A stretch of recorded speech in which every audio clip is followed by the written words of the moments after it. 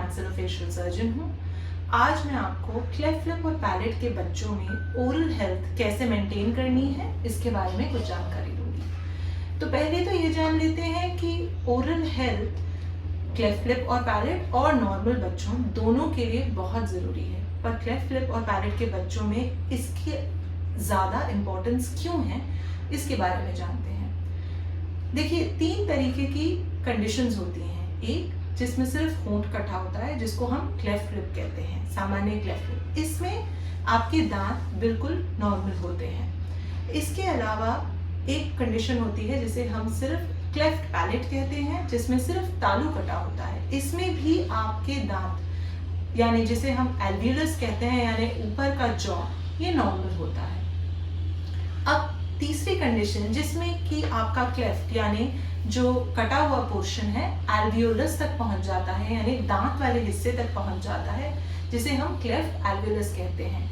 ये अक्सर लिप के साथ पाया जाता है या फिर लिप, एल्वियोलस और पैलेट कंप्लीट क्लेफ्ट होता है। ठीक है, तो अब हम देखते हैं कि अगर ये क्लेफ्ट एल्वियोलस के हिस्से तक पहुंच जाए तो इससे दांतों पर क्या असर पड़ता है। यूजुअली ऐसे केसेस में दांत या तो आगे पीछे होते हैं या रोटेटेड होते हैं, या कुछ दांत दूध के दांत भी या परमानेंट दांत भी सही समय पे नहीं निकलते या हड्डी के अंदर रह जाते हैं। इन्हें हम इम्पैक्टेड भी कहते हैं। इन केसेस में बच्चों के जो जॉज हैं यानी उनका जबड़ा यूजुअली थोड़ा सा छोटा रहता है, इसे हम कॉन्ट्रैक्टेड आर्च भी कहते हैं। अब इन सब चीज़ों को ध्यान में रखते हुए ऐसे दांतों की सफाई करना थोड़ा सा मुश्किल होता है, क्योंकि दांत आगे पीछे हैं और साथ ही में जबड़ा हल्का छोटा है। कुछ बच्चों में ये भी देखा गया है कि जो क्लेफ्ट के साथ में निकलने वाले दांत हैं उनमें एनामल हाइपोप्लेजिया भी होता है, यानी जो दांत की सबसे ऊपर की परत है जिसे हम एनामल कहते हैं, वह भी नॉर्मल से थोड़ा सा फर्क रहता है। अब इस सब के कारण यानी छोटी आर्च और कुछ दांतों के आगे पीछे होने और एनामल हाइपोप्लेजिया के कारण इन बच्चों में दांतों की सड़न की समस्या यानी डेंटल केरीज या कैविटीज की समस्या थोड़ी ज्यादा रहती है। इसीलिए इन दांतों की सफाई करना या इनकी सफाई मेंटेन करना बहुत ही ज्यादा जरूरी है। अब हम बात करते हैं क्लेफ्ट एल्वियोलस, जो कि माता पिता का एक बहुत ही कॉमन कंसर्न है। अक्सर ये पेरेंट्स हमसे पूछते हैं कि क्या मेरे बच्चों के दांत सही समय पे निकलेंगे या क्या ये टेढ़े मेढ़े निकलेंगे। तो इसका जवाब ये है कि ये हो सकता है कि आपके बच्चे के कुछ दांत आगे पीछे हों, दूध के भी और पक्के भी, या कुछ दांत लेट निकलें देन नॉर्मल, लेकिन इसका इलाज किया जा सकता है जब हम इस क्लेफ्ट एल्वियोलस की ट्रीटमेंट कर रहे हैं। ये होता है मिक्स डेंटिशन के स्टेज में, यानी 6 से 9 साल की उम्र में। इसमें हम ऑर्थोडोंटिस्ट जो दांतों के स्पेशलिस्ट हैं, जो दांत सीधे टेढ़े मेढ़े दांतों को सीधा करते हैं, उन्हें अलाइन करते हैं, अपनी करेक्ट पोजीशन में लाते हैं, उनके साथ आपके क्लेफ्ट सर्जन मिलके इसका इलाज करते हैं। इस एल्वियोलस की सर्जरी के बाद आपके जो ऊपर के जॉ में है एक कंटिन्यूटी आ जाती है। इसमें हड्डी डाल के उसे उसके गैप को भरा जाता है। इससे आपके नोज को सपोर्ट मिलती है, जो क्लेफ्ट के ऊपर वाला हिस्सा है नोज को सपोर्ट मिलती है। साथ ही आपके जो पक्के दांत हैं यानी परमानेंट लैटरल इंसाइजर और परमानेंट कैनाइन, इन्हें सही रूप से निकलने का यानी इरप्ट करने का एक रास्ता मिल जाता है, क्योंकि हमने उस गैप को ब्रिज करके एक हड्डी डाल रखी है। इस सर्जरी का हम कहते हैं सेकेंडरी एल्वियोलर बोन ग्राफ्टिंग। ये अर्ली मिक्स डेंटिशन के स्टेज में की जाती है। इसके बारे में आप अपने क्लेफ्ट सर्जन से डिस्कस कर सकते हैं।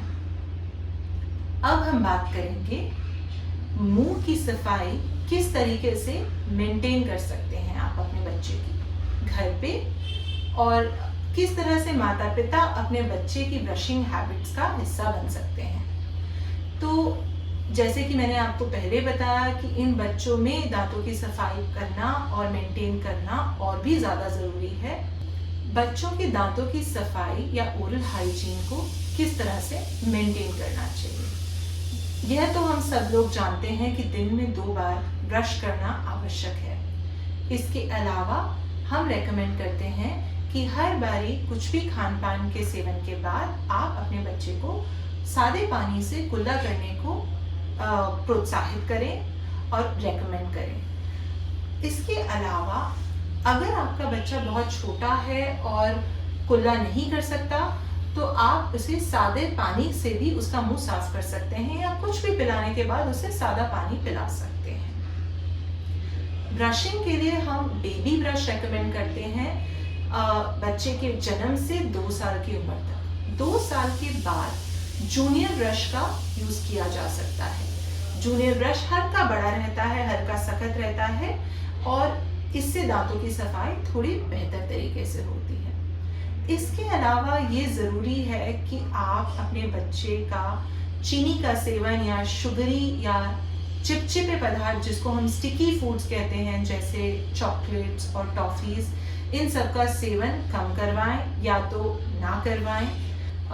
रात को तो खासकर इन्हें देने से मुंह में दांतों की सड़न का रिस्क ज़्यादा होता है, तो इस चीज़ को अवॉइड करना भी बहुत ज़रूरी है। रात को ब्रश करने की इम्पोर्टेंस माता पिता को अपने बच्चों को ज़रूर समझानी चाहिए। और अंत में मैं आपको ये कहूँगी कि बहुत आवश्यक है कि आप माता पिता होकर ये समझें कि बच्चा खुद से कुछ साल तक ब्रश नहीं कर पाएगा। देखिए, ब्रश करना एक बहुत ही फाइन स्किल है जिससे उंगलियों और हाथों का इस्तेमाल करना ज़रूरी है। तो जब तक बच्चे लिखना पढ़ना नहीं सीखते या शू लेसेस बांधना तक नहीं सीखते, यानी 5-6 साल की उम्र तक, माता पिता को अपने बच्चे को ब्रश खुद करवाना पड़ता है। तो इसके बहुत तरीके हैं। आप बच्चे के पीछे, अगर आपका बच्चा खड़ा हो सकता है तो बच्चे के पीछे खड़े होके उसको ब्रश करवाएं। अगर आपका बच्चा अभी खड़ा नहीं हो सकता, गर्दन संभालता है, तो उसको उसका सर अपनी गोद में रख के अपने पार्टनर का सहयोग लेके आप उसके दांतों की सफाई भी कर सकते हैं। बहुत छोटे बच्चों में एक साफ रुमाल को गीले पानी में डिगोकर उसके दांतों की सफाई करी जा सकती है। याद रखिए कि बच्चों का पहला दांत 6 महीने की उम्र तक निकल जाता है। उसी समय से बच्चों के दांतों की सफाई शुरू हो जानी चाहिए। यानी अगर आप ब्रश नहीं कर सकते तो गीले कपड़े से उसके दांत को जरूर साफ करें, चाहे आप उसे ब्रेस्ट फीड भी क्यों ना कर रहे हैं। तो मैं होप करती हूँ कि आपको मेरा ये टॉक यूजफुल लगे और आप अपने बच्चों की ओरल हाइजीन मेंटेन कर पाएं। Thank you.